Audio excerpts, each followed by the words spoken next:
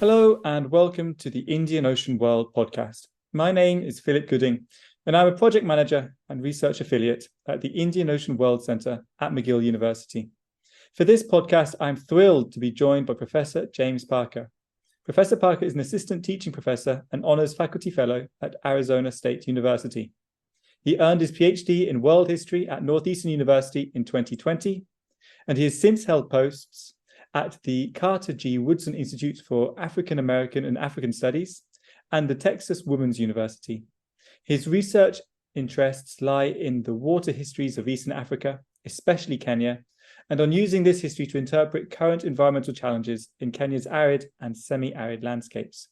He has published research articles in the International Journal of African Historical Studies, the East African Review, and in History in Africa. And it is the latter publication which we are discussing in this podcast.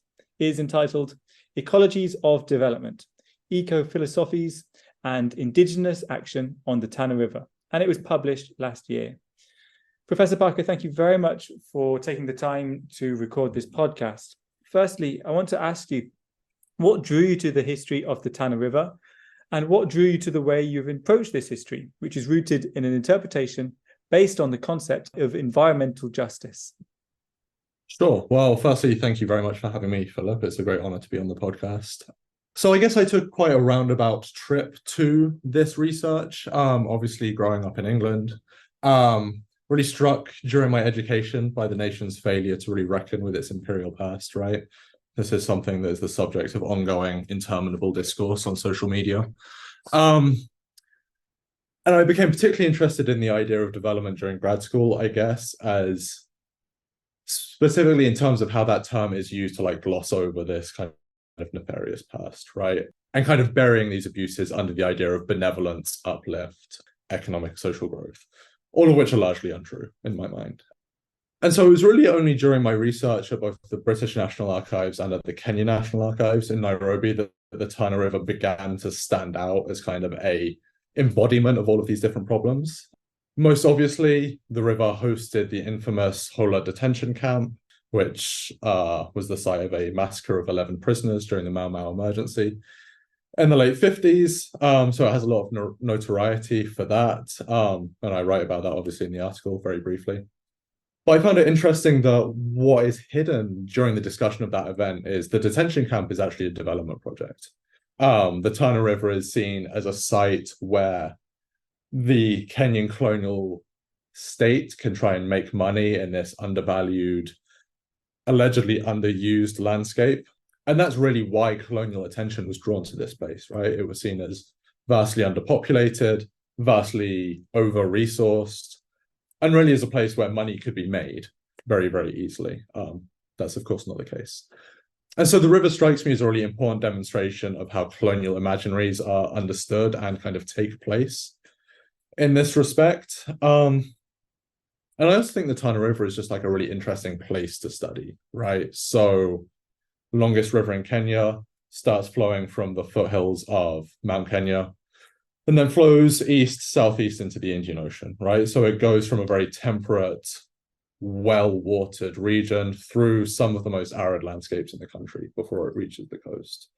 And this relationship between the river and the arid surroundings, I think, makes it an interesting case for how development takes place in many ways.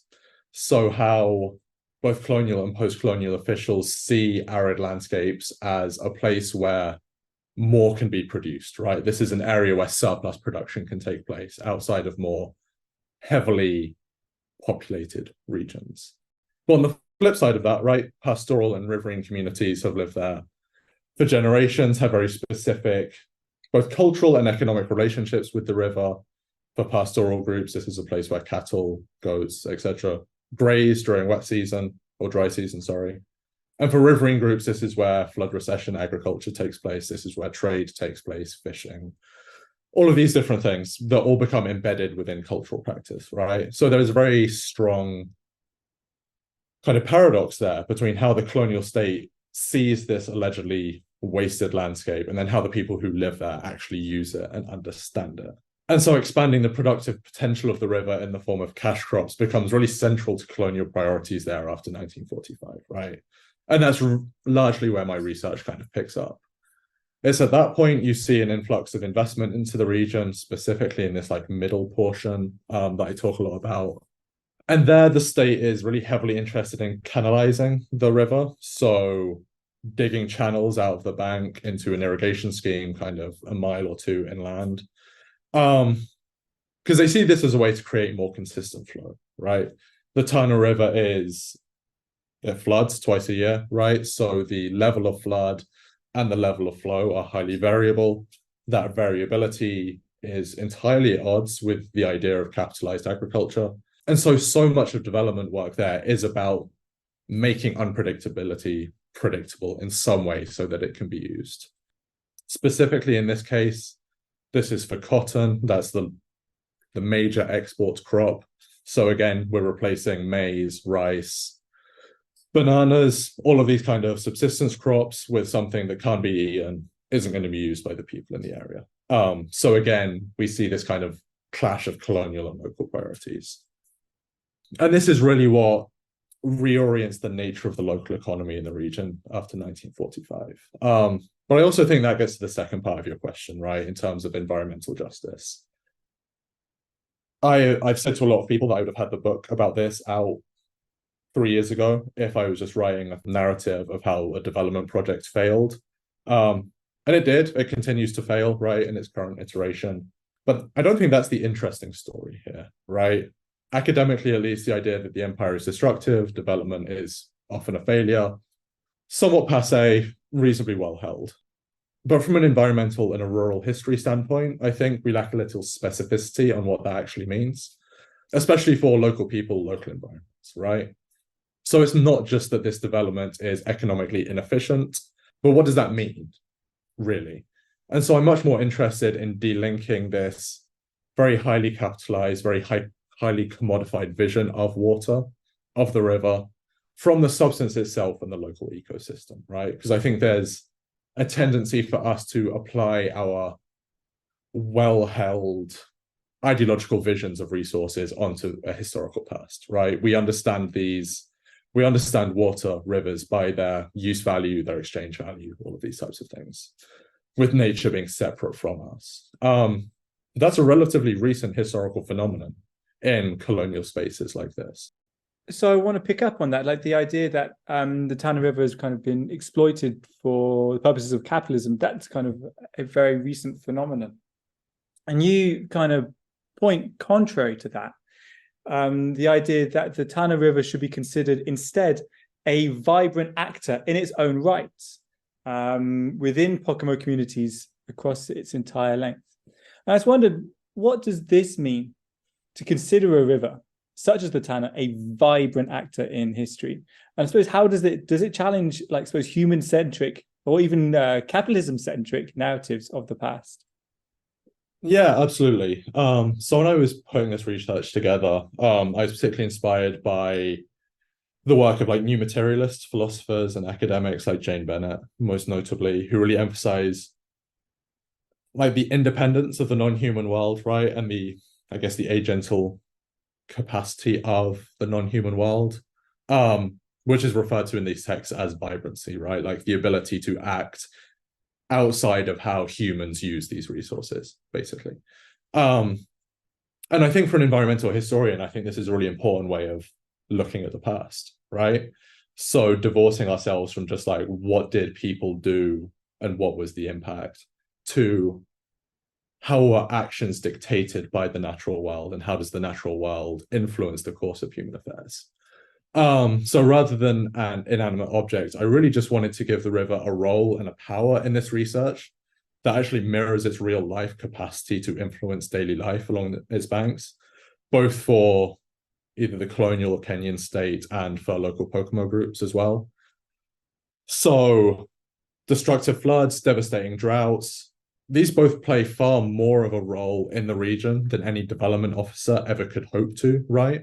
So by calling the Tana a vibrant actor, I really just wanted to drive home this point that the river is the key player in this story, regardless of our kind of human attitude towards nature as an entity destined to be controlled or something that is separate from us, right? it acts upon communities as much as communities act upon it, essentially. And I suppose that also speaks to an interdisciplinarity. And I suppose that kind of view that you kind of cited there doesn't come at all through the documents that you consulted to reconstruct this history. So I was wondered, what could you kind of speak more to the sources, methods, and disciplines you use to interrogate this history, I suppose, with which you could reread the colonial archive on which you rely mostly for your primary source material? Yeah, of course. So I guess we're all familiar with kind of the weakness of the colonial archive, right? In terms of reifying specific forms of power and rule and specific actions. And I do fully believe that to be the case.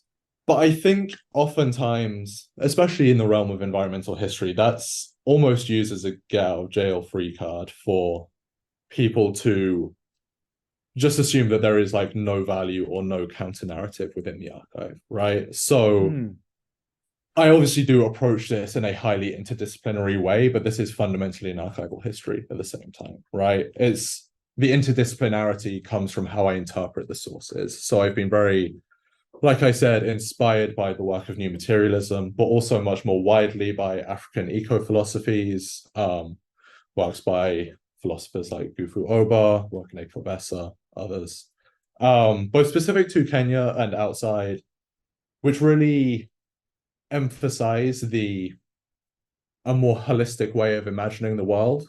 So rather than, like we've already mentioned, this human nature binary, thinking about nature as like a key, or the environment as a key player within the world and with its own set of capacities, rules, actions that we exist within and alongside, right? I think that is a really useful way to reread colonial archives in many ways, both in terms of thinking how the environment acts or how ecosystems act, as previously discussed, but also in kind of reimagining and rereading how local communities react to the onset of colonial rule, right? So it's very easy. If I were to take colonial archives at face value, I would believe that the communities of the Tana River were extremely lazy because they worked 3 months out of the year. That is kind of this narrative that is repeatedly thrown onto Pocomo groups over the course of 70 years, right? But this is a constructed narrative, right? And being able to think about how local communities engage with the environments more philosophically, we can kind of reread the archives in that respect, right? So rather than working 3 months a year because they're lazy, this is just the natural course of life on the Tana River, right? Like working between the pulsation of the river, waiting for the floods to subside, distributing crops across different areas as kind of a fail-safe for if one doesn't grow. All of these different things are characterized across colonial archives as inefficient, wasteful, time-consuming, irrational. But thinking about them more philosophically and through the eyes of the communities themselves kind of challenges that and urges us to think about how we understand human-environment relations, right?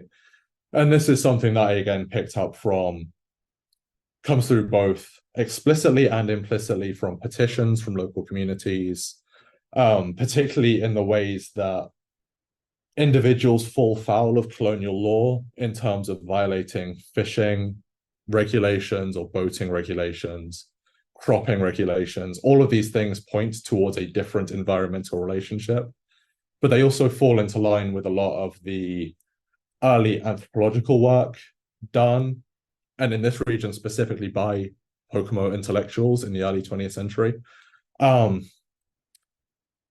And so thinking about how different crops are used, how they are anthropomorphized, things like that, I think provide an insight into how different communities understand things differently, right? Which is ultimately, as historians, what I think we should be trying to get at, rather than just looking at how different ideologies are imposed on different spaces. So you really do point to kind of a clash of different knowledge systems here. I suppose then the following kind of in terms, so a clash of knowledge systems in terms of how you can use that to interpret the archive and how an alternative knowledge system can help you to reread the colonial archive. But how did these knowledge systems actually clash on the ground during the colonial period in Kenya and around the Tana River? When, where, and under what circumstances are the clashes between these knowledge systems thrown into sharpest relief? And how does, I suppose, this knowledge interact with agency and with actions as well on the ground? Sure. So I think this happens in two different ways, right? Which is actually reasonably separated temporally. So before 1945, this is largely an intellectual exercise. So colonial officials, surveyors, agricultural officers flock to the Tana River to understand how they can make money, right? They're very explicit about this. How can we redirect the river? How can we, in fact, stop the river flowing if it means we can make money? Why are these people so wasteful, right? But all throughout this time, communities up and down the river are largely just living their lives, right? There is very little colonial state in Tana River district up until about 1945. There are very few officials. It's actually notoriously one of the worst postings for British officials in Kenya. And so there's a lot of discourse in the archive about the wastefulness of local communities, but it doesn't really lead to any clash particularly. People are still producing and relating to the environment in the same kind of ways. There is a religious tension with missionaries trying to stamp out what they see as kind of the paganism of local communities, especially in the way that rituals and taboos are applied to the environment, specifically on what can be hunted, what can be grown, when things can be harvested, how crops are redistributed. All of these things are very, I guess in the modern parlance, we would consider them very kind of like mutual aid strategies in terms of ensuring that everybody on the river gets something, even in times of drought. That's something that missionaries in the state are very keen to stamp out because it kind of runs counter to this like colonial individualistic society they're trying to impose. But again, I don't think there's too much material like day-to-day impact for communities before 1945. After that point, this starts to change pretty significantly, right? With the arrival of more administrators and more money under the Colonial Development and Welfare Act, you see like a huge influx of agricultural officers, district officials, district administrators, who are coming in and starting to like make plans and really starting to engage with people on the ground. And that doesn't go down particularly well, right? There is a tension throughout the archives on behalf of local Pocomo communities, especially in the middle part of the river, between like wanting something from the state, saying like, you can come in and give us money and expertise broadly construed, but we want healthcare, we want education, we want agricultural extension to help our crops grow more bountifully. Like we will accept some degree of state intervention as long as it benefits us, right?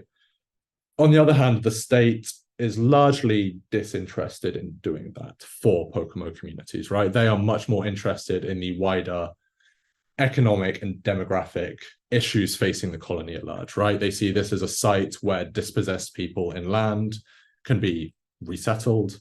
They see the river as something that can be redirected to make money. And this is where this clash of knowledge systems really kind of comes into play. Because on the one hand, you have this highly modernist irrigation scheme that ends up taking anywhere between 50 and 200 acres of land on prime riverine land after 1953, 1954, with the people who are dispossessed by this, who are losing out on water, whose crops are being destroyed, and who are being forced into much more of this cash crop wage labor economy, kind of against their will. And the way this plays out is crime, essentially. So what I found in the archives basically is how local Pocomo production in the middle part of the river persists via the black market. So everything that was previously being grown in terms of bananas, maize, green gram, all of these other kind of riverine crops, as well as fish and other wares, that trade doesn't die despite the best intentions of the colonial state to make this like a cash crop region. It just starts to happen illegally. It happens underground, it happens under the cover of night, it happens by boats, by road. And this is kind of like the main adaptive response for villagers during this time, right? In terms of maintaining an existing way of life that is materially similar to previous ways of life and previous knowledge systems, but is fundamentally in response to the arrival of colonial capitalism and colonial rule, right? So rather than one dispossessing the other, it drives adaptive responses so villages can kind of pick and choose kind of how they want to associate with irrigation and with agriculture kind of on their own terms. So as after the emergency ends in 1960 in this region, local tenants are allowed, Pocomo tenants are allowed onto the Tana River irrigation scheme at last. People take up those plots very willingly because they see this as land where stuff can be grown, they can make money, but they also don't give up what they already have. So what we see is kind of a hybrid result of an existing way of exploiting the river and relating to the river alongside this much more colonial, quote unquote, modern way of engaging with it as well, and kind of people picking and choosing based on climatic conditions, economic conditions, all of these types of things. That's really interesting. And so it's also very interesting, the 1945 kind of inflection point you point to here. Like in some ways, this change from 1945 is representative of kind of a broader shift in African history towards so-called development under colonial rule that followed World War II. But as you point out in the article as well, colonial state had been thinking about developing the Tana River since at least the 1930s. And it wasn't then until the late 1940s and the 1950s that they started to take action on this. And I wondered if you could kind of, apart from this kind of shift towards development after World War II in British colonial thinking, to what do you attribute this, I suppose, about 20-year delay? And I suppose, what does this tell us about the nature of colonial rule in Kenya and colonial engagements with the environment in Eastern Africa? Yeah, that's a great question. And I would say, so I don't talk about this specifically in the article, but I get into this in my forthcoming book. But I think the Tana River is a really instructive case of like the idea of delayed colonialism in general. There is everything that goes on, especially around Hola, is always 20 years behind where both the colonial and post-colonial state wants it to be. Right, so starting in the 1920s, you have people arriving, especially officials from India and Egypt, coming in and saying, well, the Tana River should be the Kenyan Nile, right? Like we should repurpose this for cotton production, for damming, for irrigation, ultimately for hydroelectricity.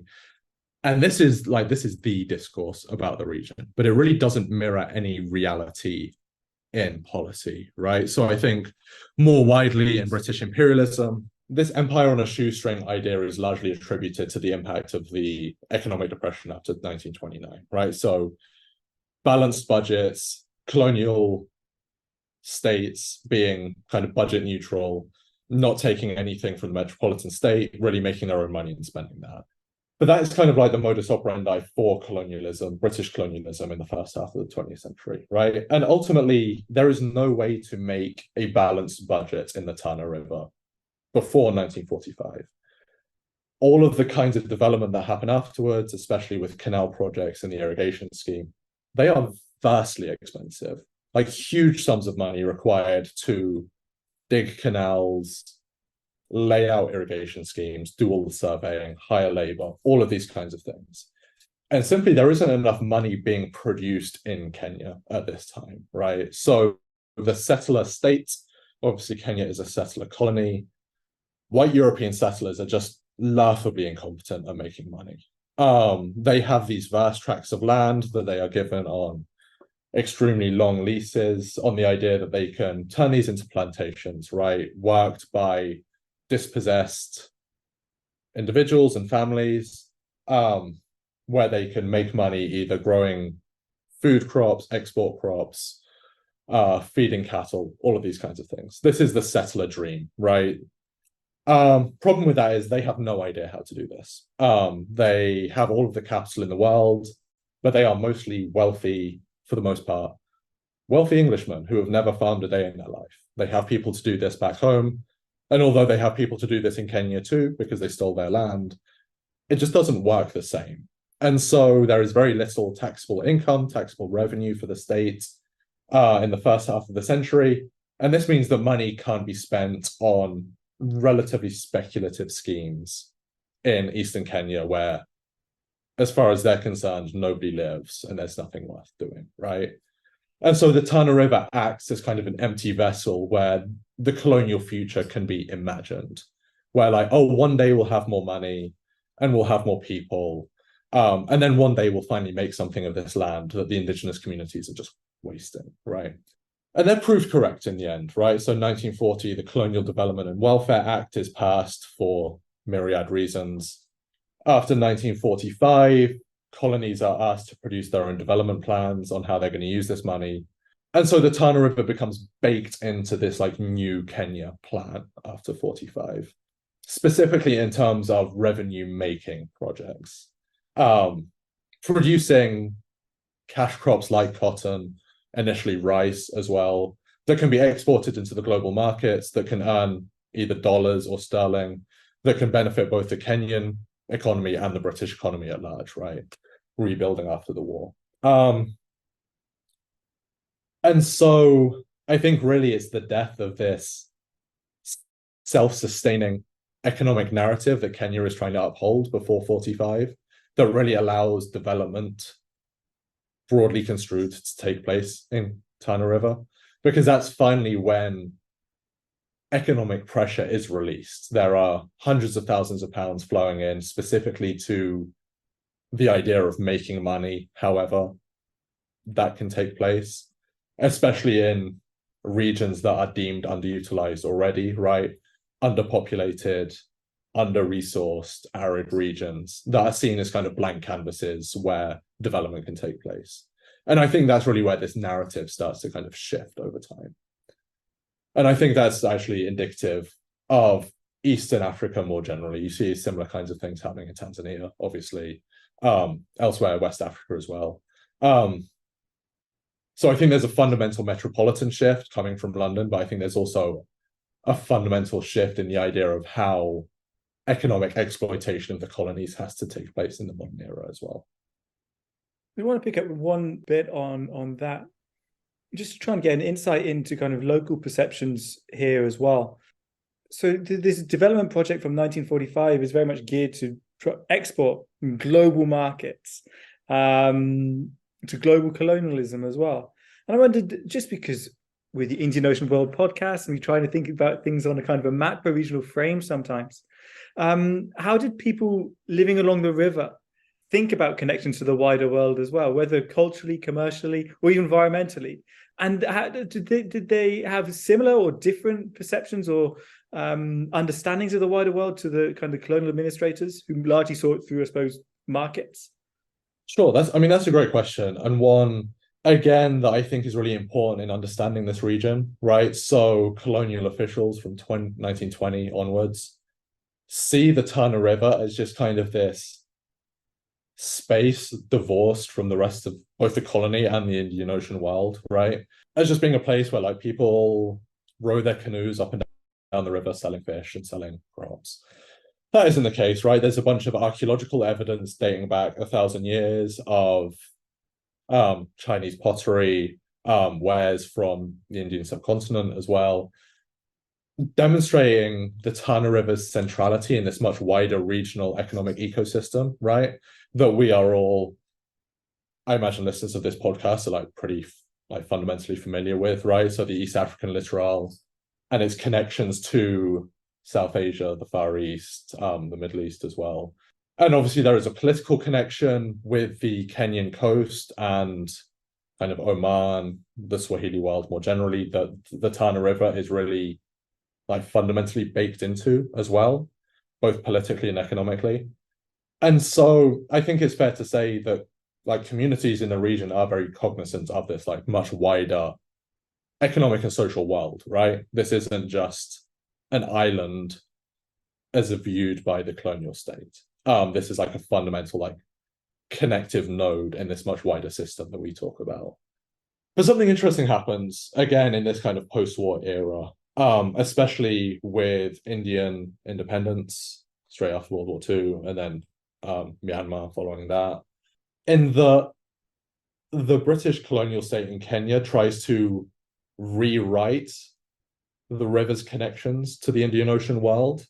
So having spent 40 years crafting this narrative of this kind of like blank island space divorced from the world, they start to say, well, we need this region to basically pick up the slack from what we've lost elsewhere in the world. And so I talk in the article very briefly about how the initial genesis of the irrigation scheme on the Tana River is actually a global rice shortage driven by instability in India and Indonesia and all of these other rice-producing nations in the Indian Ocean world. And so the state says, well, this is an economic ecosystem. This is an economic world rooted on the Indian Ocean. And so Kenya needs to basically pick up the slack. This place has, for far too long, been locked out of this world, which isn't true. And so we need to invest in kind of rebuilding this connection, right? But I think that in itself is interesting because it demonstrates kind of the backseat that Kenya takes in the British idea of the Indian Ocean. Like it's only really aware of its centrality to this economic world when the rest of that world is slowly disappearing from its grasp, right? And so it's like, oh, maybe we should take advantage of this kind of situation, right?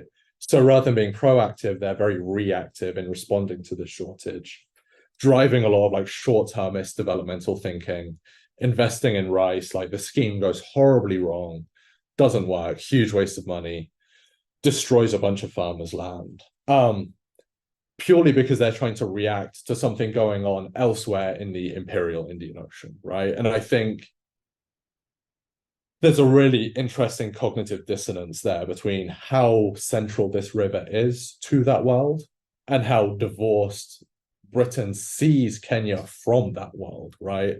And then tries to like rebuild into it, if that makes sense. Yeah, that's really interesting. All right, that's the last history question I'm going to ask.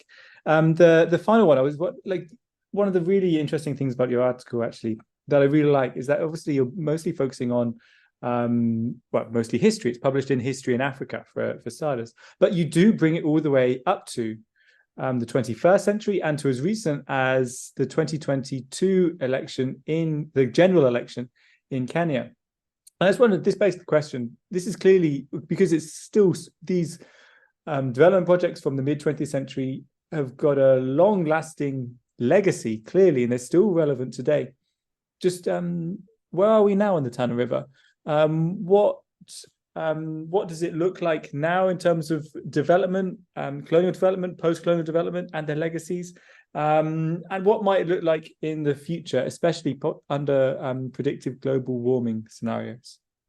Sure. And that's like a really important part of both this article and this research, I think, for a number of reasons that kind of I'll get to, right? So starting with the very specific Tana irrigation scheme that I talk about in the article.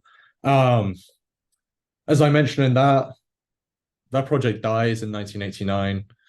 Predictably, the river disappears. Well, it doesn't disappear. It changes course, leaving the scheme high and dry. It's restarted. It restarted 10, 15 years ago now with a bunch of Arab Development Bank funding and a bunch of international benefactors.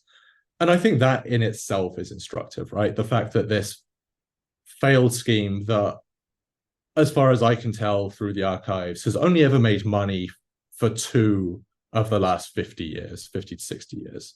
Always a drain either on the colonial coffers or the Kenyan state.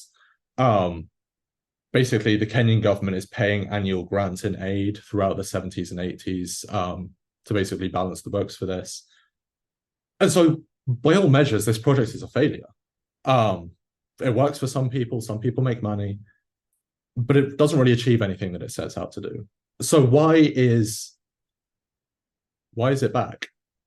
And I think this ties into this much wider question of like the present and future of the Tana River, right? Because the Tana is still this empty vessel where foreign partners and the Kenyan government can apply their visions of the future onto this landscape, right?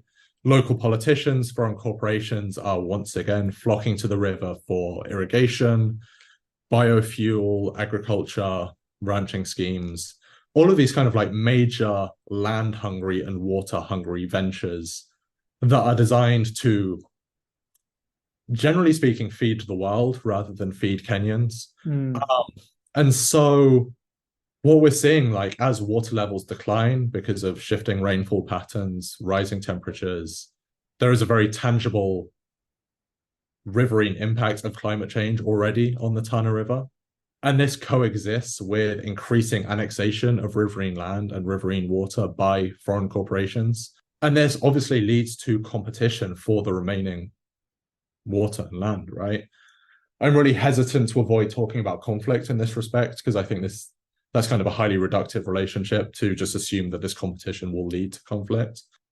But as competition increases, it's a lot easier for politicians and development organizations to kind of weaponize this kind of scarcity and say, you need to hand over your land and like, we'll give you jobs and food and water. But you need to sell out your neighbors, and we'll make it worth your while. And local government, the county government in Tana River is kind of on board with a lot of this. The rhetoric around 2022 in terms of trying to get votes from local communities was surrounding these same kinds of extractive development programs, saying we're going to bring more irrigation to the Tana River and we're going to process cotton on site rather than exporting it. All of these very extractive, very consumptive environmental relations that have spelled disaster for people for the last 65, 70 years. And I think this really demonstrates the inability of development organizations and politicians to escape this highly capitalist vision of the environment in many ways, because I think there are multiple more sustainable ways to think about this world, right? So in that respect, I think the history of the Tana River is just like a real big blinking alarm about the ability of foreign capital and its partners to actually solve global problems. I think there's a lot of analogies here and similarities with the ongoing carbon credit scandal across East Africa, where land is being annexed to keep trees alive whilst dispossessing people.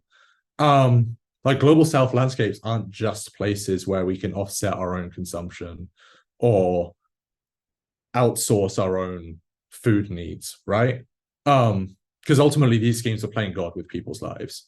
Landscapes like the Tana are really active sites filled with a plurality of people that I think have to be supported and elevated in the face of these threats. Something that I'm trying to do with this article is thinking about how different ways of imagining this riverscape through the eyes of historical environmental philosophy can lead to much more sustainable relationships, right? So rather than just viewing this as a place to be exploited and used, actually thinking about how these things can be used to benefit everybody, but in a way that is actually much more sustainable, rooted in like cultural relationships and really like deeply rooted social relationships to the environment instead, rather than just viewing it as something to be kind of taken, right?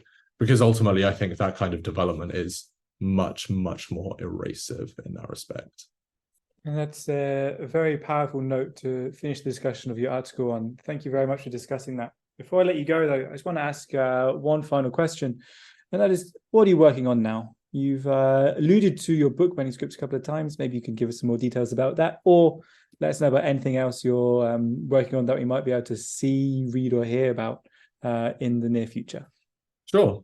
So my book manuscript is currently under review at Michigan State University Press. And there's a lot of similarities to this article. I see this article as kind of a proof of concept. But the book goes into much more detail, both about the 20th century history of the Tana River, but also compares it to another river in northern Kenya, the Waso Nero, which kind of flows similarly from Mount Kenya through a much more arid landscape into the north, and how white settlers and post-colonial agricultural partners have willingly removed that river from pastoral regions in the pursuit of cash crop profits, and kind of drawing attention to how arid spaces are characterized under this kind of extractive development logic. So all things being equal, you should see that at the end of 2024, I would hope. But I'm also starting to move forward on new research linked actually to carbon credits and carbon offsetting in East Africa, and thinking about the colonial ancestry of land protection as an environmental tactic, right? So thinking about how the use of rivers and forests have been aggressively racialized by colonial and post-colonial partners to justify annexation and dispossession, and how that has become increasingly commodified during the era of accelerating industrialization, climate change, all of these things. So again, tying a very current problem to a much longer colonial lineage is kind of where I see my work going at this time, with the goal of hopefully informing ongoing development discourse in both the academic and non-academic world. Wonderful. It's really interesting, really interdisciplinary research that is very much needed. Thank you very much for that, and I look forward to seeing your work on that too. So thank you very much for your research and for discussing it with me for this podcast. I also want to thank Sam Gleave Riemann for organizing and producing the podcast, and of course the listener, thank you for streaming and or downloading. Once again, my name is Philip Gooding, and this has been the Indian Ocean World podcast. We would like to acknowledge the generous support of the Social Sciences and Humanities Research Council of Canada. The Indian Ocean World podcast is produced under the SSHRC-funded Partnership, Appraising Risk, past and present. The podcast runs in conjunction with the annual speaker series at the Indian Ocean World Center at McGill University, Montreal.